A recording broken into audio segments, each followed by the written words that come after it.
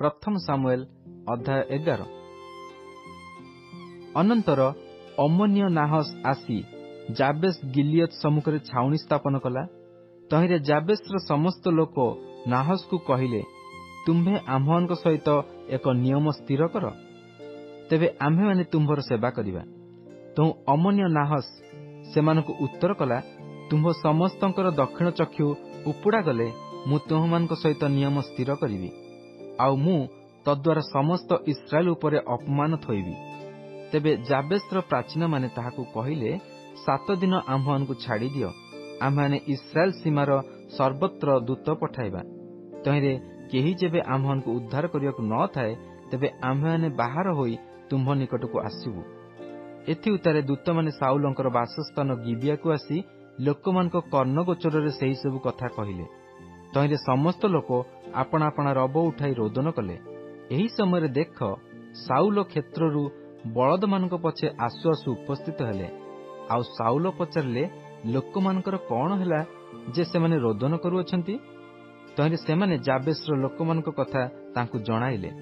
ସେହି କଥା ଶୁଣିବା ମାତ୍ର ପରମେଶ୍ୱରଙ୍କ ଆତ୍ମା ସାଉଲଙ୍କୁ ଆକ୍ରାନ୍ତ କରନ୍ତେ ତାଙ୍କର କ୍ରୋଧ ଅତିଶୟ ପ୍ରଜ୍ୱଳିତ ହେଲା।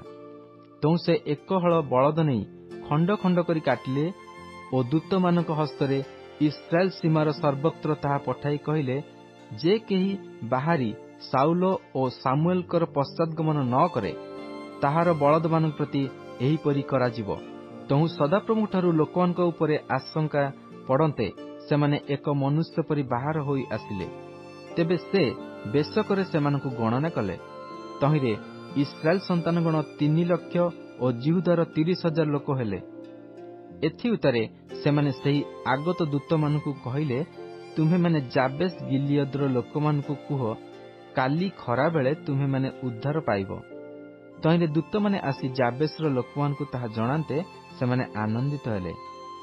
ଏ ନିମନ୍ତେ ଜାବେଶର ଲୋକମାନେ ନାହସକୁ କହିଲେ, କାଲି ଆମ୍ଭେମାନେ ତୁମ୍ଭମାନଙ୍କ ନିକଟକୁ ବାହାର ହୋଇଯିବା। ତହିଁରେ ତୁମ୍ଭମାନଙ୍କ ଦୃଷ୍ଟିକି ଯାହା ଭଲ ଦିଶେ ତାହା ଆମ୍ଭ ସମସ୍ତଙ୍କ ପ୍ରତି କରିବ।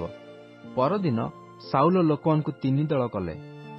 ତେଣୁ ସେମାନେ ପ୍ରଭାତୀୟ ପ୍ରହରରେ ଅମୋନିଆମାନଙ୍କ ଛାଉଣି ମଧ୍ୟକୁ ଯାଇ ଖରାବେଳ ପର୍ଯ୍ୟନ୍ତ ସେମାନଙ୍କୁ ସଂହାର କଲେ। ତହିଁରେ ସେମାନଙ୍କର ଅବଶିଷ୍ଟ ଲୋକମାନେ ଏପରି ଛିନ୍ନଭିନ୍ନ ହେଲେ ଯେ ସେମାନଙ୍କ 2 ଜଣ ଏକତ୍ର ରହିଲେ ନାହିଁ।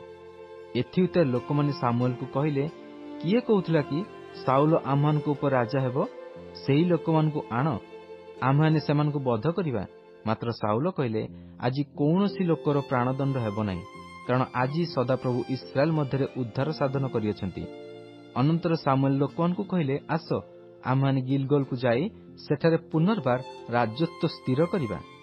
ତହିଁରେ ସମସ୍ତ ଲୋକ ଗିଲଗଲକୁ ଗଲେ ଓ ସେହି ଗିଲଗଲରେ ସଦାପ୍ରଭୁଙ୍କ ସମ୍ମୁଖରେ ସାଉଲଙ୍କୁ ରାଜା କଲେ। ଆଉ ସେ ସ୍ଥାନରେ ସଦାପ୍ରଭୁଙ୍କ ସମ୍ମୁଖରେ ସେମାନେ ମଙ୍ଗଳାର୍ଥକ ବଳିଦାନ କଲେ।